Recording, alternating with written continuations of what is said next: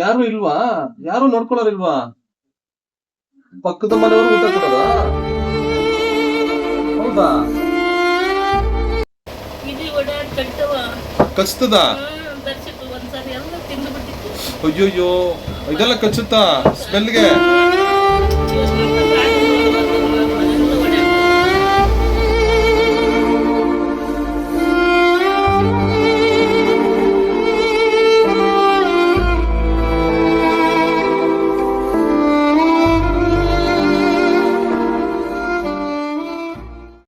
ನಮಸ್ಕಾರ ವೀಕ್ಷಕ ಬಾಂಧವರೇ, ನಾನು ನಿಮ್ಮ ರಘು ಸೂರ್ಯ.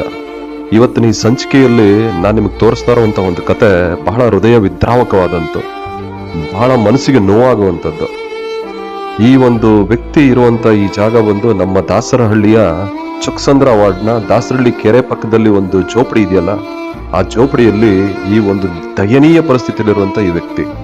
ಇವರ ಪರಿಸ್ಥಿತಿ ನಮ್ಮ ಶತ್ರುಗೂ ಬೇಡ, ಅಷ್ಟು ದಯನೀಯವಾಗಿದೆ. ವಿಧಿ ಎಷ್ಟು ಕ್ರೂರ ಅನ್ಸ್ಬಿಡುತ್ತೆ. ದಯಮಾಡಿ ನಾನು ಮೊದಲೇ ಕೇಳ್ತಾ ಇದ್ದೀನಿ, ಯಾರಾದ್ರೂ ಸಹಾಯ ಮಾಡೋರು ಈ ಸಂಚಿಕೆ ನೋಡಾದ್ಮೇಲೆ ದಯಮಾಡಿ ಮುಂದೆ ಬನ್ನಿ.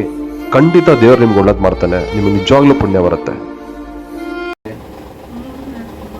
3-4 ತಿಂಗಳಾಯ್ತಾ? ನೋಡ್ಕೊಳ್ಳೋರು ಯಾರು ಮತ್ತೆ? ಯಾರು ಇಲ್ವಾ? ಯಾರು ನೋಡ್ಕೊಳ್ಳೋರಿಲ್ವಾ? ಪಕ್ಕದ ಮನೆಯವರು ಊಟ ಕೊಡೋದ? ಹೌದಾ?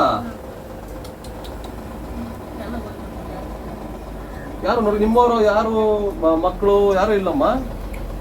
ನೋಡಿ, ಮಕ್ಳು ಯಾರು ನೋಡೋರಿಲ್ವಾ?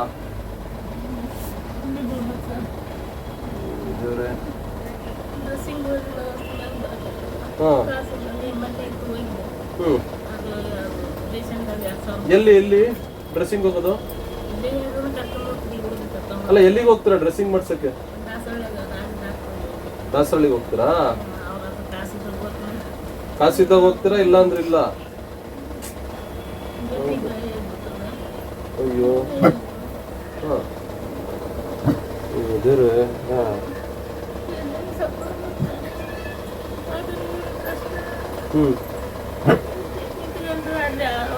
ಬಾತ್ರೂಮ್ಗೆ ಹೋಗಕ್ಕೂ ಕಷ್ಟ. ಯಾರು ಕರ್ಕೊಂಡು ಹೋಗ್ತಾರೆ ಮತ್ತೆ ಬಾತ್ರೂಮ್ಗೆ ಹೋಗಕ್ಕೆ?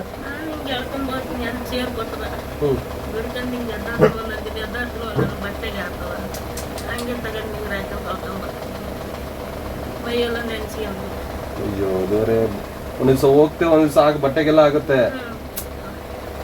ಏನ್ ಪರಿಸ್ಥಿತಿ ಮತ್ತೆ ಅದು? ಯಾರು ಮಕ್ಳಿದ್ರಾ? ಮದುವೆ ಮಾಡ್ಕೊಟ್ರಾ? ಗಂಡ 20-30 ವರ್ಷ ಆಯ್ತಾ? ಅಯ್ಯೋ ದೇವ್ರೆ, ಈಗ ನಿಮ್ಗೆ ಈ ತರ ಆಗಿ ಎಷ್ಟು ದಿವಸ ಆಯ್ತು?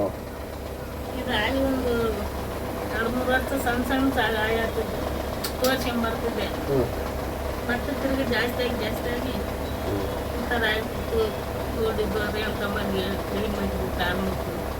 ಹಾಸ್ಪಿಟ್ಲಿಗೆ ಕರ್ಕೊಂಡವ್ರು ಮಾಡಿ ನನಗೆ ಅವರು ಸ್ವಲ್ಪ ಹೆಲ್ಪ್ ಮಾಡಿ.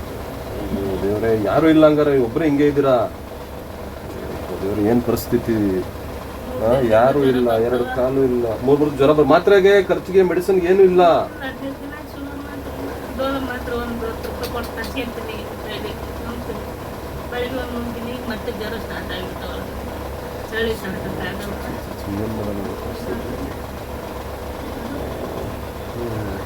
ಡೈಲಿ ಇವಾಗ ನಿಮ್ಗೆ ಡಯಾಲಿಸಿಸ್ ಮಾಡಿಸ್ಬೇಕು. ಕಿಡ್ನಿ ಪ್ರಾಬ್ಲಮ್ ಇದೆಯಾ? ಕಿಡ್ನಿ ಪ್ರಾಬ್ಲಮ್ ಚೆಕ್ ಮಾಡಿಸಿಲ್ಲ? ಬರೀ ಡ್ರೆಸ್ಸಿಂಗ್ ಮಾಡಿಸ್ಬೇಕು ಅಷ್ಟೇ. ಯಾವಾಗೂನು ಗ್ಯಾಂಗ್ರೀನ್ ಆಗಿದೆ. ಒಂದು ಗಳಿಗೆ ಇವ್ರ ಪರಿಸ್ಥಿತಿ ನೋಡಿ ನನ್ನ ಕಣ್ಣಲ್ಲಿ ನೀರು ಬಂದಂಗೆ ಆಗೋಯ್ತು. 1-2 ನಿಮಿಷ ನಾನು ಮಾತೇ ಆಡ್ಲಿಲ್ಲ. ಹೊಟ್ಟೆ ಉಬ್ರ ಬರುತ್ತೆ ಅಂದ್ರೆ ಕಿಡ್ನಿ ಪ್ರಾಬ್ಲಮ್ ಅಮ್ಮ. ಕಿಡ್ನಿ ಯಾವಾಗಾರು ತೋರಿಸಿದ್ರಾ? ಕಿಡ್ನಿ ವಿಷಯ ಯಾರು ತೋರಿಸಿದ್ರಾ? ಹೌದಾ? ಚೆಕ್ ಮಾಡಿಸಿಲ್ಲ? ಇವಾಗ ನಿಮ್ಗೆ ಈ ಕಾಲು ಇದ್ರದ್ದು ಡ್ರೆಸ್ಸಿಂಗ್ ಏನು ಎಷ್ಟು ದಿವಸ ಆಯ್ತು ಡ್ರೆಸ್ಸಿಂಗ್ ಮಾಡಿಸಿ ಕಾಲ್ದು? 5 ದಿನ. ದುಡ್ಡಿದ್ರೆ ಮಾತ್ರ ಗವರ್ಮೆಂಟ್ ಹಾಸ್ಪಿಟಲ್ ಎಲ್ಲೂ ಮಾಡಿಸಲ್ಲ?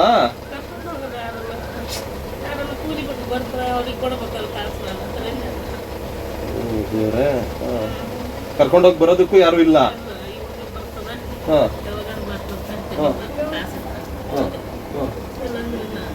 ಕಾಸು ಪಾಪ ನಿಮ್ಗೆ ಎಲ್ಲಿ ಬರ್ತೀನಿ ದುಡಿಯೋದೇ ಇಲ್ವಲ್ಲ. ಇದೆಲ್ಲ ಯಾರನ್ನು ಕೊಡ್ತಾರೆ ಸರ್ ನಮ್ಮ ಹತ್ರ ಯಾರನ್ನು ಬಂದಾಗ 500 ಸಾವಿರ ಕೊಡ್ತಾರೆ. ಎಷ್ಟು ಇಲ್ಲಿಂದ ಹೋಗಿ ಬರೋಕ್ಕೆ ಎಲ್ಲಿಗೆ ಎಷ್ಟು ಬೇಕು ದುಡ್ಡು? ಅವ್ರು 100 ರೂಪಾಯಿ ತಗೋತಾರೆ. ಆಟೋದವರು ಅಲ್ಲ ಆಸ್ಪತ್ರೆ ಹಾಸ್ಪಿಟ್ಲ್ ಆಟೋದವ್ರು 100 ರೂಪಾಯಿ. ಹೌದಾ? ಯಾವ ಇಲ್ಲಿ ಇಲ್ಲ ದಾಸರಳ್ಳಿಗೆ ಹೋಗ್ತೀರಾ? 1300 ರೂಪಾಯಿ ತಗೋತಾರಾ?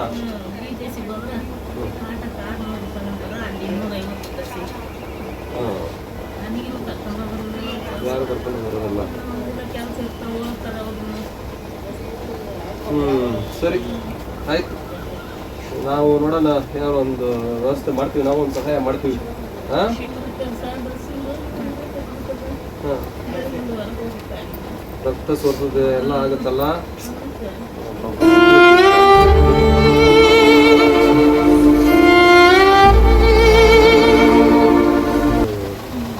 ದುಡ್ಡಿದ್ರೆ ಮಾಡಿಸ್ಕೊಂತಾರೆ, ಇಲ್ಲ ಅಂದ್ರೆ ಇಲ್ಲ. ಪಾಪ ದುಡಿಮೆನೇ ಇಲ್ಲ. ಇನ್ನು ಈ ತರ ಪರಿಸ್ಥಿತಿ ಇಲ್ಲೇನು ದುಡಿಯೋಕ್ಕಾಗುತ್ತೆ? ಮನೆ ಕೆಲಸ ಮಾಡ್ತಾರೆ ಚೆನ್ನಾಗಿದ್ದಾರೆ. ಹೆಸರೇನಂದ್ರೆ ತಿಪ್ಪಮ್ಮ. ನೋಡೋಣ ನಮ್ಮ ಕಡೆ ಏನಾಗುತ್ತೆ ನಾವು ಮಾಡಿಸ್ಕೊಡ್ತೀವಿ. ಹಾಂ, ನಾವೇನೇನು ಮಾಡೋಕ್ಕಾಗತ್ತೆ ಸಹಾಯ ಮಾಡಿಸ್ತೀವಿ. ಹಾಂ, ಅದೇ ಒಂದು ವೀಲ್ಚೇರ್ ಬೇಕು ಸರ್ ನನಗೆ, ಭಾಳ ಅರ್ಜೆಂಟ್. ಆಸ್ಪತ್ರೆಗೆ ಯಾರನ್ನ ಎತ್ಕೊಂಡು ಹೋದ್ರು ಓದ್ತೀನಿ, ಇಲ್ಲಂದ್ರಿಲ್ಲ. ಅದು ತಂದು ಕೊಟ್ಟರಂದ್ರೆ ಅದನ್ನ ಕುಂತಲ್ಲಿ ದೊಡ್ಕೊಂಡು ಓದ್ತಾ ಹುಡುಗರು ಓದ್ತೀನಿ ಸರ್. ನನಗೆ ಯಾರು ಇಲ್ಲ, ಯಾರನ್ನ 2 ಸೌದೆ ತಂದು ಕೊಟ್ಟರೆ ಅಡಿಗೆ ಅನ್ನ ಮಾಡ್ಕೊಳ್ತೀನಿ, ಇಲ್ಲ ಅಂದ್ರೆ ಪಲ್ಯಗೆ ಮಾಡ್ಕೊಳ್ತೀನಿ. ನೀವೇ ಮಾಡ್ಕೊಂತಾರೆ ಅಡುಗೆ?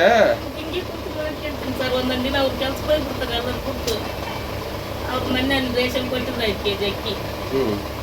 ಮಳೆ ಬಂದರೆ ಎಲ್ಲ ಸೋರ್ತದ. ಅವ್ರ ಮನೆಗೆ ಇರ್ತೀನಿ, ಒಂದು ಗಿಲಾಸ್ ಯಾವಾಗ ಬೇಕಾದ್ರೆ ಸೇರ್ತೀನಿ, ಇಲ್ಲ ಅಂದ್ರೆ ಇಲ್ಲ.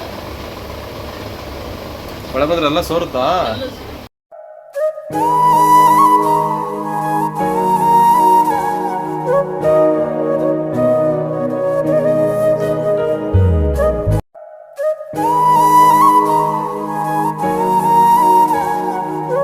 ರಾತ್ರಿ ಲಗ್ನ ಹಾಂ ಇದು ಓಡಾಡಿ ಕಟ್ತವ ಕಚ್ತದ? ತರಿಸಿಟ್ಟು ಒಂದ್ಸರಿ ಎಲ್ಲ ತಿಂದು ಬಿಟ್ಟಿತ್ತು. ಅಯ್ಯೋಯ್ಯೋ, ಇದೆಲ್ಲ ಕಚ್ಚುತ್ತಾ ಸ್ಮೆಲ್ಗೆ? ಇವತ್ತು ಮಟ್ಟಕ್ಕೆ ಆಗ ನೋಡಿ ಬರ್ತದೆ, ನಮ್ಮ ಮನೆಯಲ್ಲ ಓಡಾಡ್ತದೆ. ಅದು ಮಾಡ್ಕೊಂಬಂದಾಗ ನಿದ್ದೆ ಮಾಡ್ತೀನಿ, ಬರಲ್ಲ ಅವತ್ತ. 3 ದಿನ ಆದ್ಮೇಲೆ ಮನೆಯಲ್ಲೂ ಓಡಾಡ್ತದೆ. ನೀವು ಡೈಲಿ ಡ್ರೆಸ್ಸಿಂಗ್ ಮಾಡಿಸ್ಬೇಕಾ?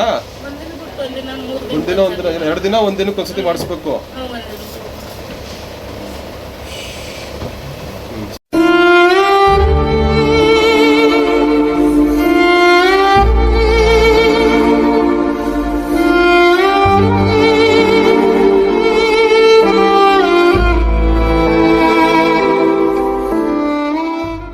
ನಾವು ಬೇರೆ ಊರವ್ರವರು ಇಲ್ಲೇ ಬಂದ್ಬಿಟ್ಟು ಎಲ್ಲ ಕೂನ ಪರಿಚಯ ಆಗ್ಯಾರ. ಹಂಗೆ ಊಟ ಕೊಡ್ತೀವಿ, ಒಂದು ಟೈಮ್ ಇಲ್ಲ ಒಂದು ಟೈಮ್ ಕೆಲ್ಸಕ್ಕೆ ಹೋದ್ರೆ ರಾತ್ರಿ ಕೊಡ್ತೀವಿ, ಬೆಳಗ್ಗೆ ಒಂದು ಟೈಮ್ ಕೊಟ್ಟು ಹೋಗ್ತೀವಿ ಊಟ.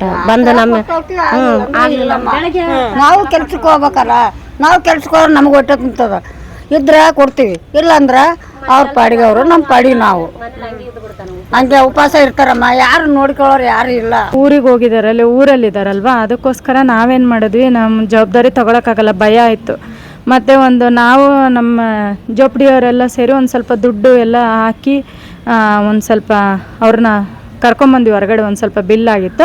ಮತ್ತು MLA ಸಾಹೇಬ್ರ ಹತ್ರ ನಾನು ಹೋಗಿದ್ದೆ ಖುದ್ದಾಗಿ. ಒಂದು 5,000 ಬಿಲ್ ಹಂಗೆ ಉಳ್ಕೊಂಡಿತ್ತು, ಪೆಂಡಿಂಗ್ ಉಳ್ಕೊಂಡಿತ್ತು. ಆವಾಗ ಅವರೇ ಮಾತಾಡಿದರು, ಆಸ್ಪತ್ರೆಗೆ ಮಾತಾಡಿ ಅವ್ರನ್ನ ಡಿಸ್ಚಾರ್ಜ್ ಮಾಡಿ ಅಂತ ಹೇಳಿದರು. ಡಿಸ್ಚಾರ್ಜ್ ಮಾಡಿದ್ಮೇಲೆ ಅವ್ರದ್ದು ಡೈಲಿ ತುಂಬ ಅಳಕ್ಕೆ ಸ್ಟಾರ್ಟ್ ಮಾಡಿದರು. ಎಲ್ಲ ಅಂಗನವಾಡಿ ಟೀಚರ್ಸ್ ಎಲ್ಲ ಬಂದು ನೋಡ್ಕೊಂಡು ಹೋದ್ರು. ಪಾಪ ಎಲ್ಲರೂ ಸ್ವಲ್ಪ ಸಪೋರ್ಟ್ ಮಾಡಿದರು. ಆಮೇಲೆ BGSಗೆ ಕರ್ಕೊಂಡೋದ್ವಿ. ಇಲ್ಲೇ ಒಬ್ಬರು ಇಲ್ಲೇ ಜೋಪಡಿಯವ್ರು ಇದ್ದಾರೆ, ಅವ್ರ ಹೆಸ್ರು ಹೇಳೋದು ಬೇಡ. ಪಾಪ ಆಕೆನೂ ಒಂದು ಹೆಣ್ಮಗಳು, ಆಕೆನೇ 10,000 ರೂಪಾಯಿ ಅಡ್ಮಿಷನ್ಗೆ ಕೊಟ್ಟಿದ್ದು. ಹನುಮಂತ ಅಂತ ಇಲ್ಲಿದ್ದಾರೆ, ಅವರೇ ಕರ್ಕೊಂಡೋಗಿ ನೇರವಾಗಿ ಅಡ್ಮಿಟ್ ಮಾಡಿದರು. ಅವರೇ ಅಡ್ಮಿಟ್ ಮಾಡಿದ್ಮೇಲೆ ಇವ್ರಿಗೆ ನೋವು ತಡೆಯೋಕ್ಕಾಗಲಿಲ್ಲ. ಡಾಕ್ಟರ್ಸ್ ಎಲ್ಲ ಹೇಳಿದ್ರು ಡೈಲಿ ಡ್ರೆಸ್ಸಿಂಗ್ ಮಾಡಿದ್ರೆ ನಿಮಗೆ ಕಾಲು ಉಳಿಸ್ಬೋದು ಅಂತ ಹೇಳಿದರು. ಆದರೆ ಡೈಲಿ ಡ್ರೆಸ್ಸಿಂಗ್ ಮಾಡೋಕ್ಕೆ ಅದು 1,000-1,500ವರೆಗೂ ಹೋಗುತ್ತೆ. ಆಮೇಲೆ ಇವ್ರಿಗೆ ನೋವು ತಡೆಯೋಕ್ಕಾಗಿಲ್ಲ, ಸ್ಮೆಲ್ ಜಾಸ್ತಿ ಆಗ್ತಿತ್ತು, ಅದು ನೀರೆಲ್ಲ ಒಂಥರ ಸೋರ್ತಾ ಇತ್ತು. ಆವಾಗ ಅವ್ರು ಏನಂದ್ರು, ನೀ ಆಂಬಿಟೇಷನ್ ಆಗಿದೆ, ಡಯಾಬಿಟಿಕ್ ಫೂಟ್ ಆಗಿದೆ, ತೆಗಿಲೇಬೇಕು ಕಾಲು ಅಂತ ಎಲ್ಲ CBC ಎಲ್ಲ ಪ್ರತಿಯೊಂದು ಬ್ಲಡ್ ಚೆಕಪ್ ಎಲ್ಲನೂ ಮಾಡಿದರು. ಓವರಾಲಾಗಿ ಎಲ್ಲ ಪ್ರಾಸೆಸ್ ಆದಮೇಲೆ ಅದು ಕಾಲನ್ನ ತೆಗೆದ್ರು. ಜನವರಿ ಎಂಡಲ್ಲೇನೋ ತೆಗೆದ್ರು ಅನಿಸುತ್ತೆ, ಲಾಸ್ಟ್ ವೀಕಲ್ಲಿ ತೆಗೆದ್ರು. ಆಮೇಲೆ ನಾವೊಂದು ಸ್ವಲ್ಪ ದಿನ ನೋಡ್ಕೊಂಡ್ವಿ ಅಷ್ಟೇ. ಅವ್ರು ಹೇಳಿದರು, ಇಲ್ಲೇ ಇದ್ದರೆ ಸ್ವಲ್ಪ ಅಲ್ಲಿ BGSಲ್ಲೂ ಕೂಡ ಸ್ವಲ್ಪ ಒಳ್ಳೆ ಡಾಕ್ಟರ್ಸ್ ಇದ್ದರು, ಚೆಲುವನಾರಾಯಣ ಸ್ವಾಮಿ ಅಂತ ಅವ್ರು ಹೇಳಿದರು, ಯಾರಾದರೂ ಇವ್ರನ್ನ ನೋಡ್ಕೊಳಕ್ಕಿದ್ರೆ ನಾವು ಆರಾಮ್ ಮಾಡೇ ಕಳಿಸ್ಬಿಡ್ತೀವಿ ಅಂತ ಹೇಳಿದರು. ವ್ಯಾಕ್ಯೂಮ್ ಎಲ್ಲ ಹಾಕ್ತೀವಿ ಅಂತಲೇ ಹೇಳಿದ್ರು ಅವರೇ. ಸ್ವತಃ ಒಂದು 7,000 ರೂಪಾಯಿ ತಂದು ಕೊಟ್ಬಿಡ್ರಿ, ನಾವೇ ಹಾಕಿ ಒಣಗಿಸ್ಬಿಡ್ತೀವಿ, ಕಾಲು ಹಾಕೋಣ ವಿಕ್ಟೋರಿಯಾದಲ್ಲಿ ಅಂತೇಳಿ. ಬಟ್ ನೋಡ್ಕೊಳಕ್ಕೆ ಯಾರೂ ಇರಲಿಲ್ಲ. ಹಾಗಾಗಿ ಕರ್ಕೊಂಬಂದ್ವಿ. ಈಗ ತುಂಬ ಅಂದರೆ ತುಂಬ ಕಷ್ಟ ಆಗ್ತಿದೆ. ಈಗ ಒಂದೇ ಕಡೆ ಮಲಗಿ ಅವರು ಹಿಂದೆ ಒಂಥರ ಗಡ್ಡೆ ಆಗಿಬಿಟ್ಟಿದೆ. ಹಿಂದೆ ಒಂಥರ ಗಡ್ಡೆ ಆಗಿ ಆಮೇಲೆ ಅದೆಲ್ಲ ಇವಾಗ ಕಿವು ಎಲ್ಲ ಸೋರ್ತಾ ಇದೆ. ಆಮೇಲೆ ಈ ಕಡೆ ಕಾಲು ಚೆನ್ನಾಗಿರೋ ಕಾಲಿಗೆ ಮತ್ತು ಹುಣ್ಣುಗಳು ಎಲ್ಲ ಆಗ್ತಾ ಇದೆ. ತುಂಬ ಇನ್ಫೆಕ್ಷನ್ ಆಗಿದೆ. ಇಲಿ ಹೆಗ್ಣ ಎಲ್ಲ ರಾತ್ರಿ ಹೊತ್ತು ಕಡಿಯುತ್ತೆ.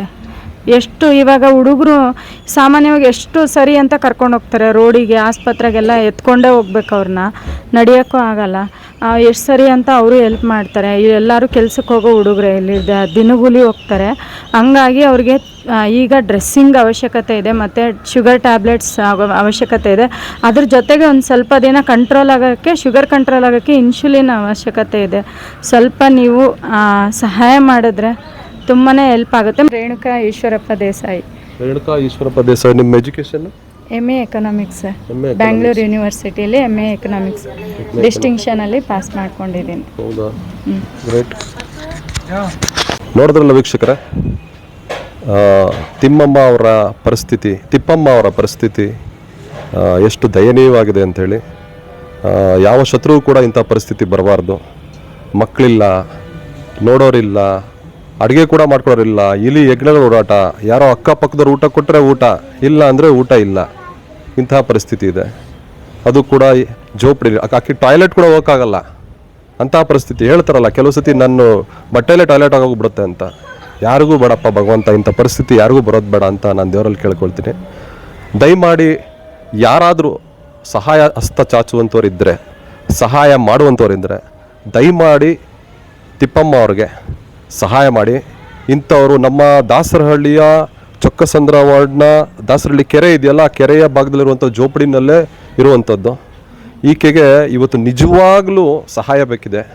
ದಯಮಾಡಿ ಯಾರೇ ದಾನಿಗಳಿದ್ರು ಅಥವಾ ಯಾರೇ ಸಹಾಯ ಮಾಡಬೇಕು ಅಂತಿದ್ರೆ ದಯಮಾಡಿ ಇವ್ರಿಗೆ ಸಹಾಯ ಮಾಡಿ. ಈಕೆಗೆ ಒಂದು ವೀಲ್ ಚೇರು ಮತ್ತು ಈಕೆಗೆ ಅಲ್ಲಿ ಹಾಸ್ಪಿಟ್ಲಲ್ಲಿ ಟ್ರೀಟ್ಮೆಂಟ್ಗೆ ಮತ್ತೊಂದು ಈ ರೀತಿ ಮತ್ತು ಮನೊಳಗಡೆ ನೋಡಿ ಪರಿಸ್ಥಿತಿ ಹಿಂಗಿದೆ ಅಂದರೆ ಅಷ್ಟು ಕೆಟ್ಟದಾಗಿದೆ. ಸೊ ಇಂಥದ್ದೊಂದು ಸ್ವಲ್ಪ ಇಂಥವ್ರಿಗೆ ಸಹಾಯ ಮಾಡ್ಬೇಕು ನಾವು, ಇಲ್ಲಾಂತಾರೆ ನಮ್ಮ ಮನುಷ್ಯತ್ವನೇ ಸತ್ತೋದಂಗೆ ಆಗುತ್ತೆ. ದಯಮಾಡಿ ಯಾರಾದರೂ ಸಹಾಯ ಮಾಡುವಂಥವ್ರಿದ್ದರೆ ಸಹಾಯ ಮಾಡಿ. ನಾವು ಕೂಡ ನಮ್ಮ ಕೈಲಾಗುವಂಥದ್ದನ್ನು ಖಂಡಿತ ಮಾಡ್ತೀವಿ. ನಮಸ್ಕಾರ.